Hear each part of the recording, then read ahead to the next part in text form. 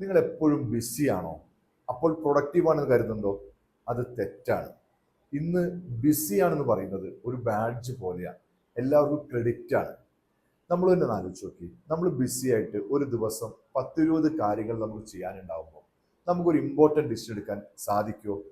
ഞാനൊരു business owner കഥ പറയാം. അയാൾ എപ്പോഴും ബിസിയാണ്.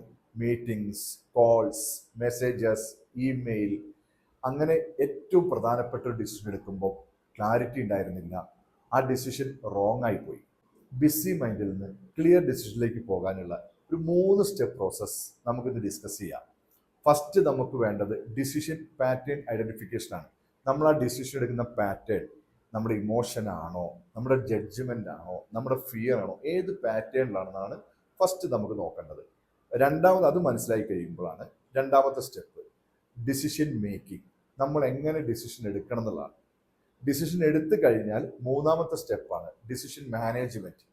നമ്മൾ ആ ഡിസിഷൻ എടുത്ത് മുന്നോട്ട് പോകുമ്പോൾ വരുന്ന ഡിസ്ട്രാക്ഷനുകളെ, നമ്മുടെ ബോട്ടിൽ നെക്സ്, ഇതെല്ലാം മാനേജ് ചെയ്യുമ്പോൾ മാത്രമേ നമുക്കത് റിയൽ റിസൾട്ടിലേക്ക് എത്തിക്കാൻ സാധിക്കുള്ളൂ.